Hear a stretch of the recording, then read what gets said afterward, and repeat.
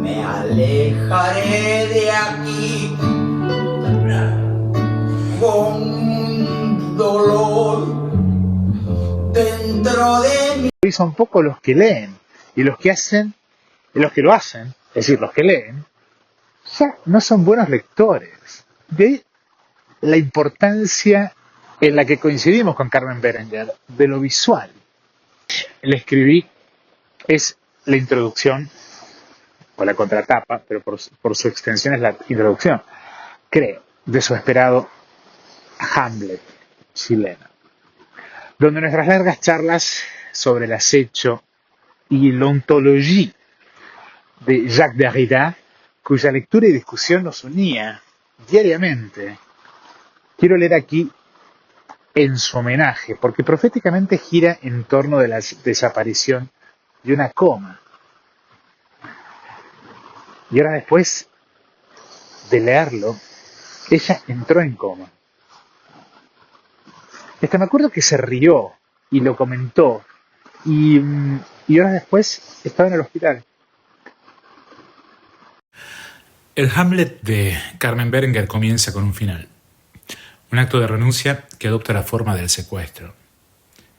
A mi hijo, QEPD. Que en paz descanse. En abreviatura, exige un punto entre cada palabra, que la poeta cuidadosamente incluye. La pregunta, sin embargo, es ¿dónde está la coma? Que hace de puente entre la abstracción de la palabra, abreviada en letra, y la acción, que contiene el deseo de que el otro descanse. El Hamlet de Shakespeare, en cambio, termina señalando un abismo que suena a lamento. The rest is silence. El resto es silencio. Para el inglés, son las ausencias las que importan, porque teletransportan presencias. Pero para Berenguer, el vacío es el único hábitat humano posible. Para ella, lo vital deviene de la decisión del secuestro como material de la construcción de puentes hacia lo ausente. Mientras Shakespeare permanece del lado de la fe, ella le pone un precio altísimo a una coma, un reino, una vida. La transformación de una coma en un programa político de forma literaria y locura quedan atadas. Los frívolos dirán que desempolvar a Hamlet desde Chile es una intervención más sobre la memoria en una ya larga y mercantil tradición.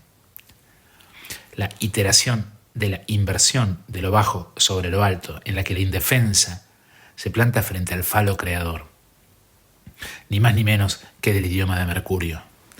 Es estéril porque ni siquiera remite un original alternativo, sino al episodio bíblico de David y Goliat. Amo y esclavo, atornillados a sus roles en el nombre de la subversión y de Dios. Lejos de esto, Berenguer resiste la tentación a conquistar creando terceras vías post- o decoloniales que no hacen sino reproducir la herencia, inexorablemente patriarcal, en forma de promesa para las futuras generaciones. En lugar de eso, la poeta desplaza su intervención de lo espacial, sur-norte, pobre-rico, débil, fuerte, a lo temporal, presente-futuro. Los necios están empecinados en ver en la familia una inversión al futuro, a fuerza de autoperpetuación genética. Shakespeare, sin embargo, usa Hamlet para mostrarnos la diferencia entre crear y procrear. Ser o no ser es la negativización del futuro. Si el hijo es un espejo del padre, ese espejo viene roto, y mientras para el inglés en el no ser radica la liberación, para Berenguer es en la rajadura del espejo filial donde una madre puede ejercer un acto de soberanía. Señalar al ausente para ser acechada por su espectro debería ser un derecho de todos, y no como cree Shakespeare de los puros de sangre.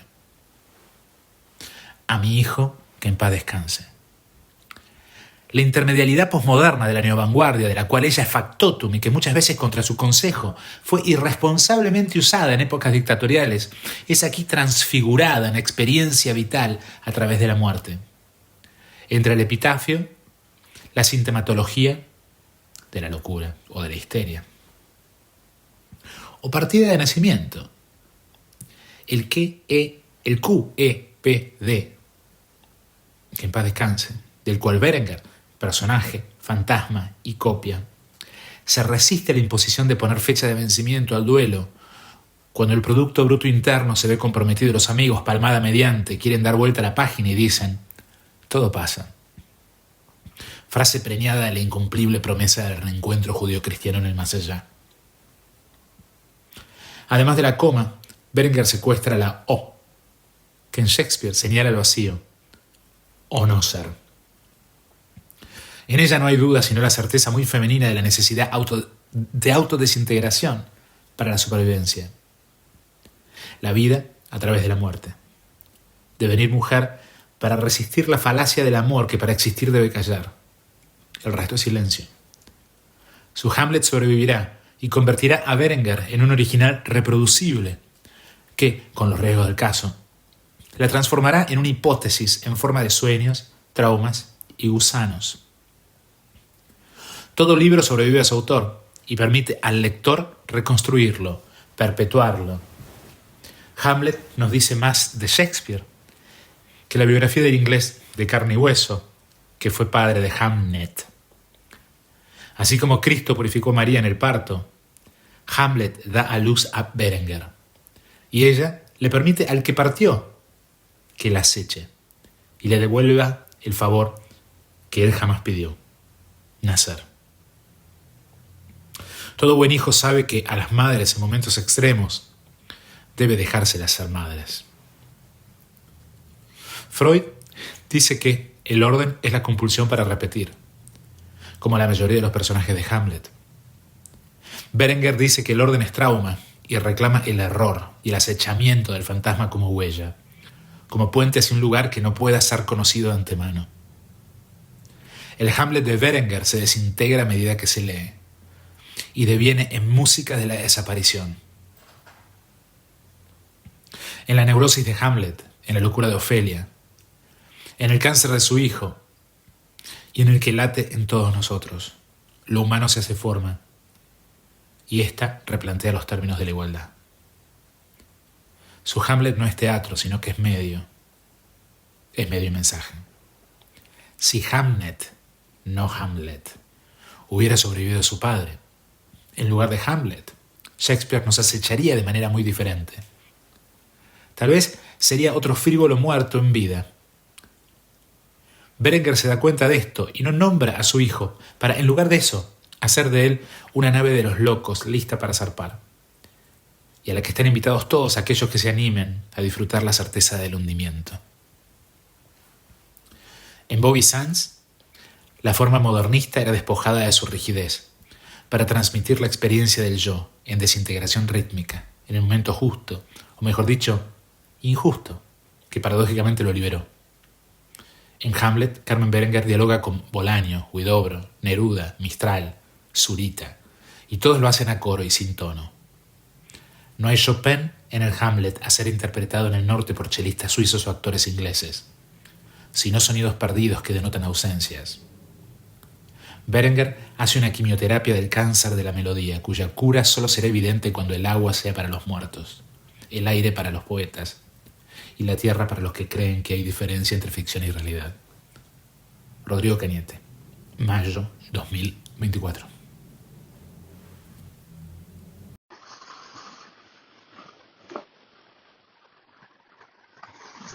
En términos personales, la pérdida es devastadora, porque encontré en ella una lectora en épocas en las que nadie lee, y encontré a alguien que aplica una metodología feminista y queer a la vida y a la amistad en la que ninguno de los dos creíamos, con criterio y sin puritanismos y sin oportunismos. Creo que esto fue mutuo. Su obra fue leída de 4 maneras. Y ahora pasemos quiero hablar de la obra de ella. Su obra fue leída de 4 maneras. De manera formal, como la que introdujo la prosa al verso literario de la poesía chilena, de una manera muy específica. La segunda manera es de manera feminista de la segunda ola, o malinterpretando cierto sindigermanismo como feminismo de la tercera ola, es decir, como una maestra de las máscaras, el pelo. Estas lecturas, es una lectura derivada de malas lecturas de Judith Butler, que en realidad derivan de la lectura de Hal Foster que hace Mary Richard.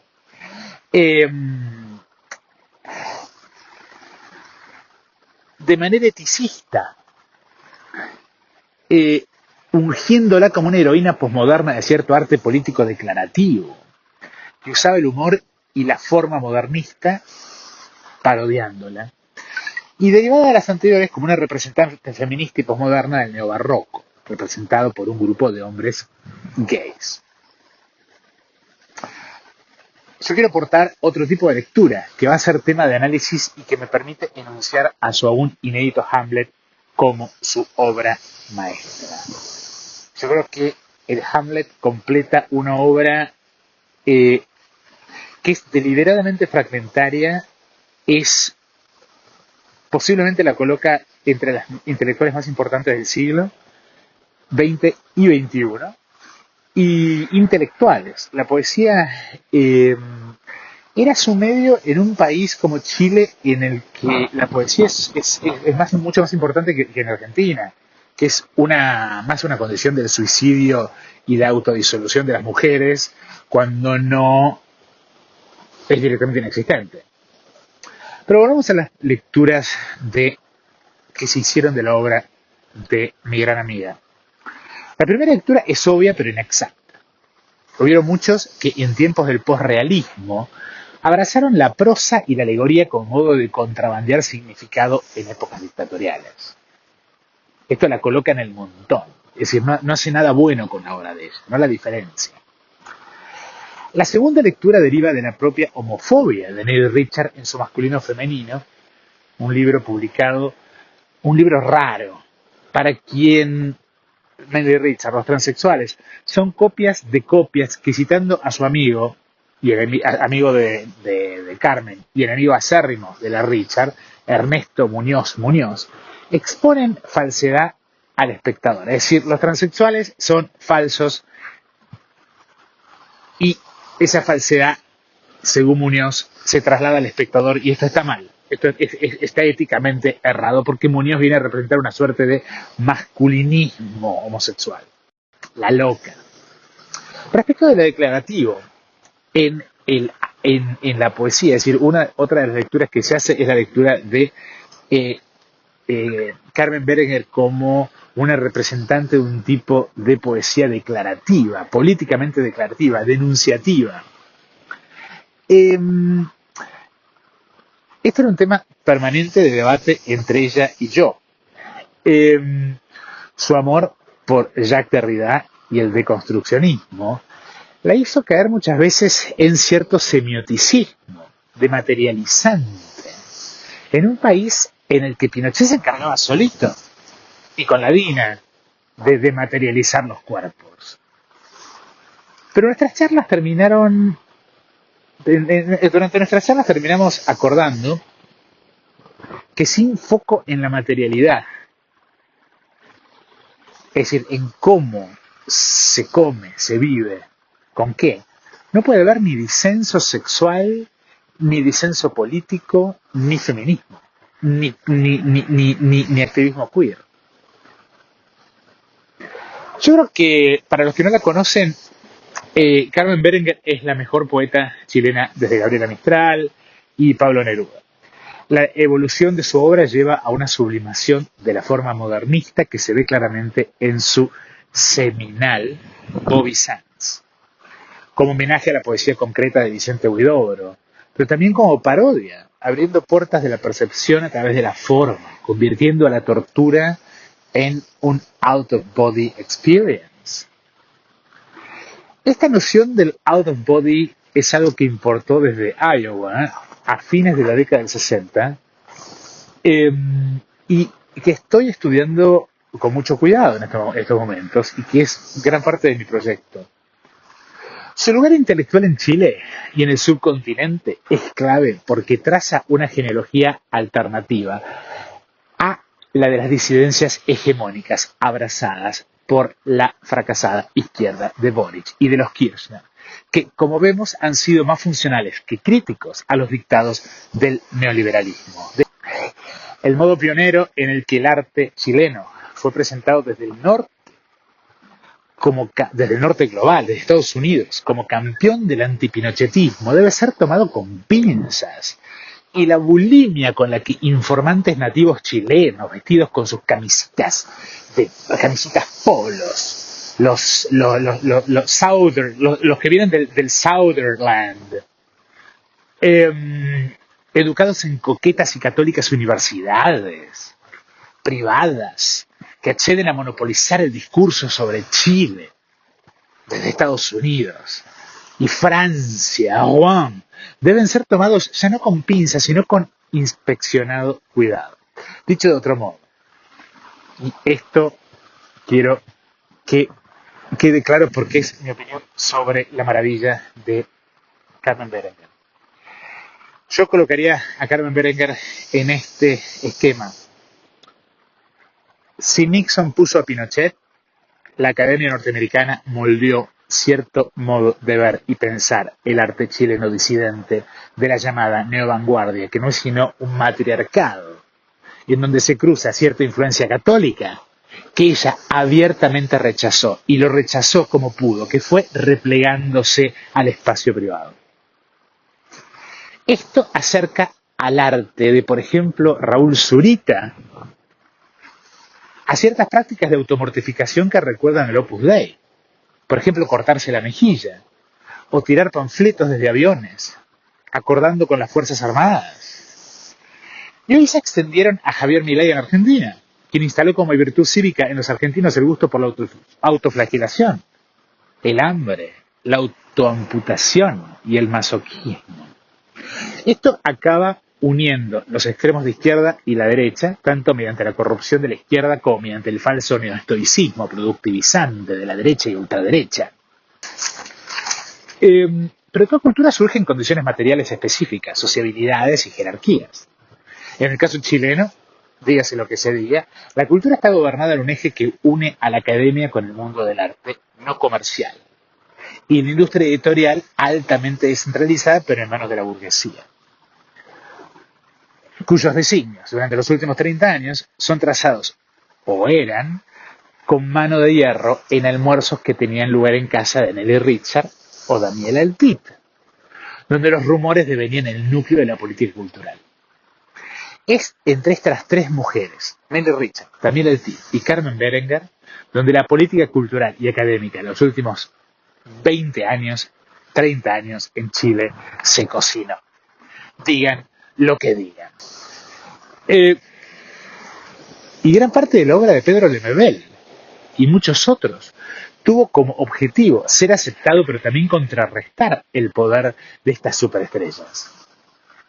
De este punto de vista, Nelly Richard tuvo razón en poner a Lemebel en su lugar, primero ignorándolo, y convengamos que en materia literaria, sus insinuaciones de la mediocridad de la literatura del original habitante de las poblaciones de las afueras de Gran Santiago son verdad.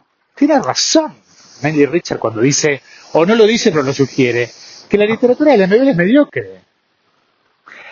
Y fue Berenguer, sin embargo, quien me contó de la generosidad intelectual de Daniela Eltit, que le abrió las puertas de ciertos autores como Derrida o Merleau-Ponty, lecturas que, haciendo similar gala de generosidad, Berenguer pasó a Lemebel.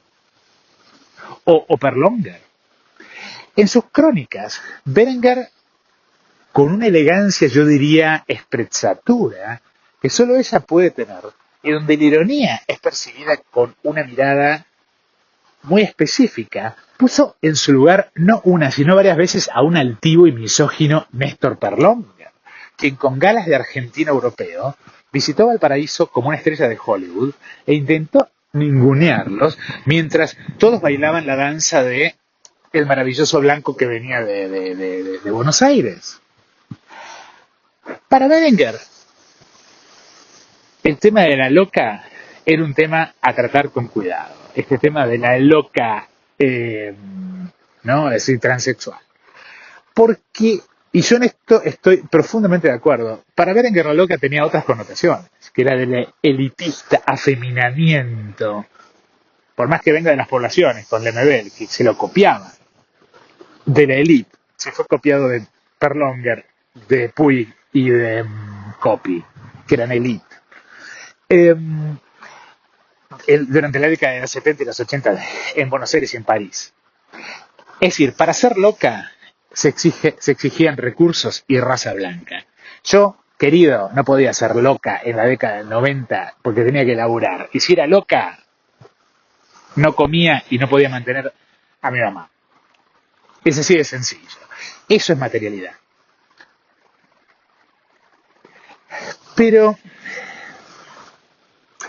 para Berenguer, la loca es el resquebrajamiento de la salud mental en tiempos liberales. Su poesía es la de la desintegración. Las lloronas en su Hamlet dicen lo siguiente. Lágrimas eternas de nuestra llorona chilena, salía su rezo en lágrimas. En todas las esquinas quedaron esos charcos de la lluvia, de esas lágrimas. En los tres puntos cardinales se largaron las lágrimas por las encinadas, haciendo ríos en su búsqueda de amor sin parar ni un día, los 50 años que duró este tormento, ni un día dejó de llorar por ello, que duró esos ríos de lágrimas, tormento, ni un día dejó de llorar por ello, esos ríos de lágrimas llegan a esos inviernos. Esos días de lágrimas dejaron de amar en esos inviernos, llagado, perforado, su cuerpo era puros hoyos, llagado, perforado, enmarañado de cuerpo era puros hoyos, de sangre seca por el viento, por el tiempo, cuerpo de balas, ensañado, enmarañado, de sangre seca por el viento, por el tiempo, y los acordes de las guitarras cantaron a Ho Chi Minh, y el resto lo tienen que leer. Pero la concha de su hermana, cuando salga el Hamlet. Desde sus reflexiones cada vez más afiladas, hasta el día de su muerte, sobre el descentramiento del yo, su Hamlet, que en honor a la verdad es más una Ofelia que un Hamlet, y encarga la metamorfosis de la estéril neurosis patriarcal de Hamlet a la esquizofrenia productiva del futuro feminista, de la cuarta ola que ella anunciaba. Pero era demasiado humilde para anunciarlo a todas luces. Pero bueno, lo anuncio yo. Esta relación se cruza con la del descentramiento del yo y la materialidad de un cuerpo que tiene que comer y estar sano para existir. Esto se ve en sus crónicas sobre los 80s, en Santiago de Chile, en su énfasis en la construcción, en la que es pionera junto con Lemebel y el triunvirato feminista de Ernest Richard y también de Daniela Eltid, de una cultura de cafés como el jaque mate.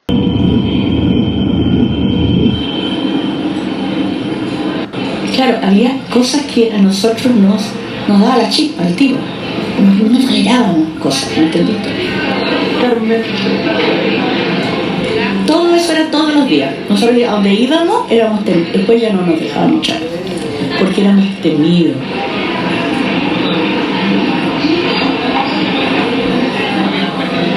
Pero la pasábamos también divino, te voy a decir. Yo hablaba con ellos y conversábamos, porque había como una costumbre de cotejar las cosas, pero era una costumbre general. También se hacía en el mismo bar, en el jaque mate. A veces estábamos ahí, estábamos pensando en performances futuras, ¿me entiendes?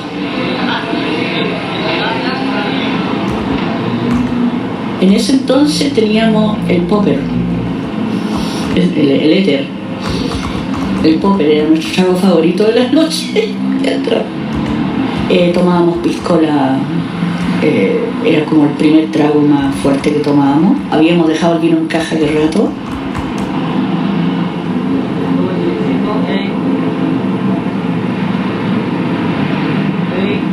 Después llegábamos al Insomnio, que era el otro bar, el final, el último bar, yo diría. Ahí rematábamos y ahí poníamos música y bailábamos.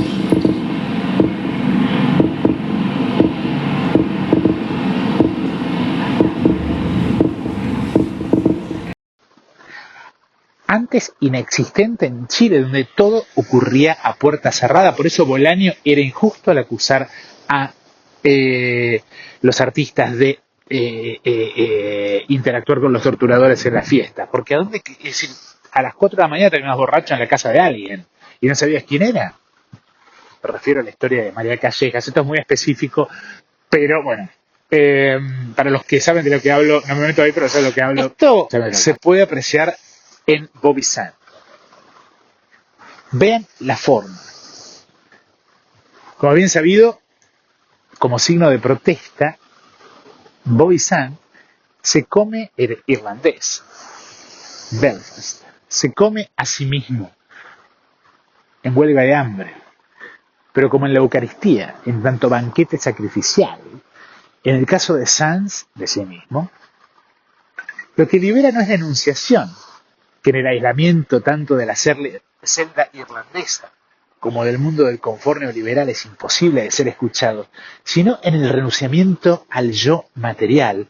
Y es desde este punto de vista que la tortura libera, y la relación entre tortura y Eucaristía tiene una larga tradición en Chile. Por su parte, en My Lai, Berenguer se sitúa como un actor político que usa la palabra como arma o con cohete teledirigido contra los Estados Unidos, pero también contra ella misma. Y el desastre imperial en el juego de palabras hace desaparecer la F, My Lai, My Life, para exponernos espectralmente a la realidad de una existencia que de una F daba lugar a lo real, en sentido lacaniano. Real con mayúscula, lo real del horror de nuestra propia existencia si la misma no es llevada a cabo con la integridad que solo se logra en la disidencia.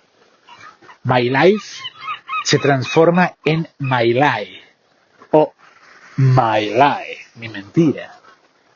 Y que somos nosotros, todos nosotros, sino copias de nosotros mismos, sin un original, sin una esencia, un yo que convulsivamente intentamos desentrañar bizarramente a través de la traumatología y el sexo mediante el psicoanálisis, por lo estúpido que somos. Quiero resumir en sus tres aportes fundamentales, no solo a través del texto, sino del modo como ella revincula el arte y la política. Pero lo hace no en los 80, lo hace ahora. 1.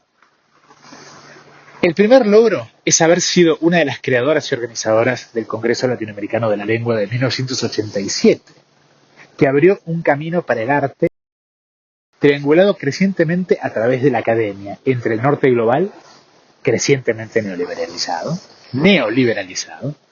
y el sur, imitando siempre lo que es el norte.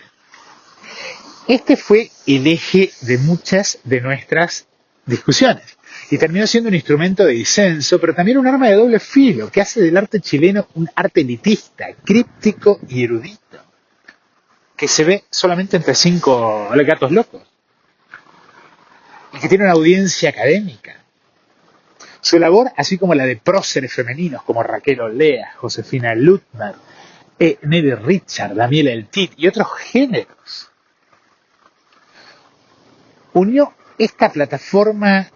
armó una plataforma internacional de lanzamiento de este feminismo de la tercera ola que permitió debiologizarlo, pero esta acabó siendo en manos de la moralizante Academia Norteamericana un arma de doble filo. En este sentido, hacia adentro del triunvirato de señoras, Eltit, Richard, Berenguer, hubieron grandes y fundamentales diferencias. Estéticamente, Neil Richard, siguiendo los lineamientos de Judith Butler, eleva al sexo, pero para dematerializarlo. El resultado es el de una revuelta puritana en tierras del Opus Dei. Berenguer resentía esto. Yo también.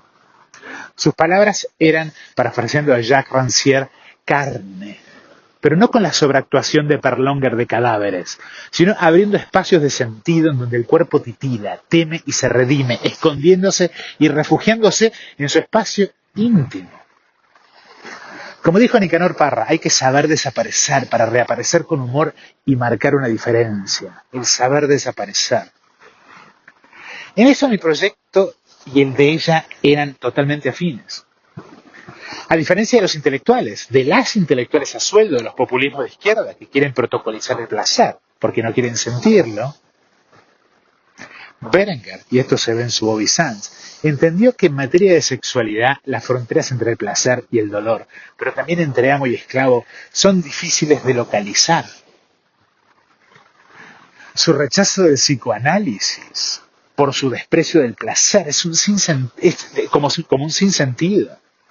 Mientras en Nelly Richard todo es placer corporal, prohibiéndolo al mismo tiempo, Berenguer entendió que el énfasis metapsicológico en el placer, también en Lacan, es que se olvida precisamente de sentirlo. En esto, ella sigue a Foucault al decir que en Lacan la estrella del placer desaparece. La cuestión es que es fácil empatizar con Nelly Richard, ya que el sexo, que es de por sí una fuente intensa de placer, en realidad es odiado por todos nosotros. Y no solo por los puritanos, sino por los gays neoliberales. Esto tiene una larga tradición cristiana y aplica a libertinos y a feministas, pero que en definitiva nos lleva a los orígenes contraculturales cercanos a Timothy Leary y el LSD de la Berenguer en Iowa con su marido en la década del 60, que niegan aquello en lo que los freudianos, los cristianos, las feministas de la segunda ola, coincidieron. Y siguen coincidiendo, que es la fuente de placer del yo, que la fuente de placer del yo radica en su eje cuando es en su descentramiento, donde la posibilidad de cierta contrahegemonía puede llegar a emerger. Esto nos lleva a su siguiente gran aporte, que es entender al arte político no como una lucha distributiva. En otras palabras, su revolucionaria visión de la identidad, y en esto se asemeja y acuerda con Daniel Eltit, no debe verse como el reparto espacial de quien negocia como J.K. Rowling, qué tipo de subjetividades y géneros deben entrar a qué baño, disputando lo biológico y lo cultural, como si de una batalla entre cuerpo y mente se tratara, sino, es decir, no es esa la revisión de la batalla neoestoicista y cristiana del autodisciplinamiento hacia adentro de los seres humanos. Es decir, es más de lo mismo. Perdón por el sonido a esta altura porque hay viento. Y si sé que se me quejan. No importa. Me gusta que se quejen. Esto es una indiscreción que le divertiría a Berenguer. Pero en el último almuerzo que tuvo el triunvirato de madres y brujas en la casa de Nelly Richard, las que manejaban todo, Berenguer, Richard, Eltit, Nelly Richard anunció con cierta satisfacción, esto me lo contó Carmen, esto no debería ser esto, pero bueno, Carmen, I'm sorry, que como asesora de la nueva izquierda, que es Nelly Richard está muy metida en el gobierno de Boric, se hace la boluda, pero está, estaban pergeñando políticas de género y culturales en las que el lugar del feminismo sería el del afecto y del cuidado.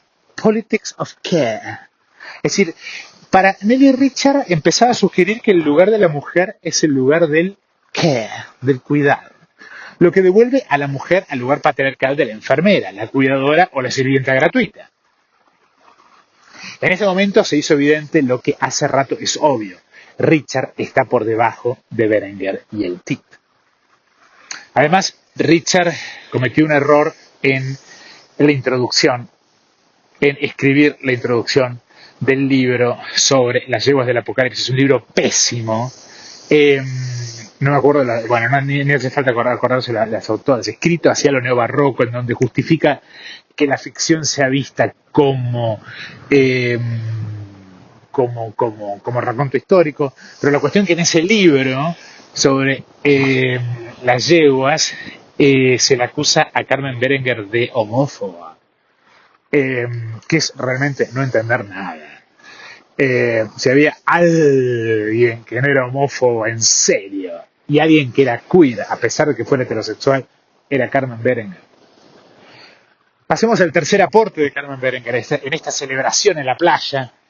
Desde el Canal de la Mancha, enfrente está Boulogne-sur-Mer, donde murió nuestro gran falo argentino, San Martín.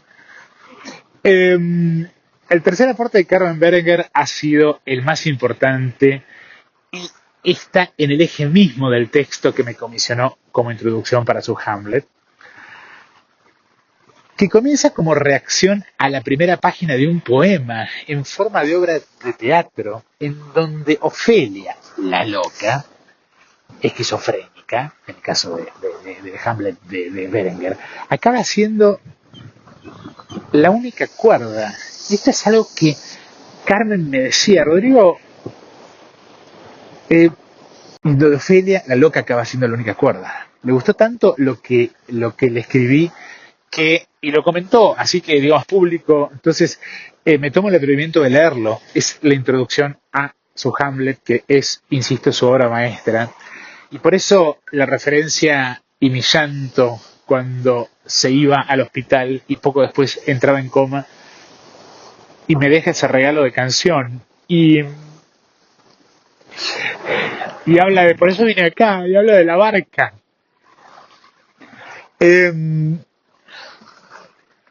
Porque yo en este texto hablo de la coma y poco después ella entra en coma. Y no solamente es un poema performativo, sino que termina siendo una introducción mía performativa y termina siendo una muerte. No performance, no es la performance de la muerte a lo Lemebel, sino una muerte performativa de una señora, de una inteligencia que yo no había nunca, yo no me crucé con alguien tan inteligente, tan lúcido en mi vida. Espero que Hamlet vea la luz. Hamlet necesita de buenos lectores. Ella me dijo que yo lo era, y como su soldado y su lector, acá estoy.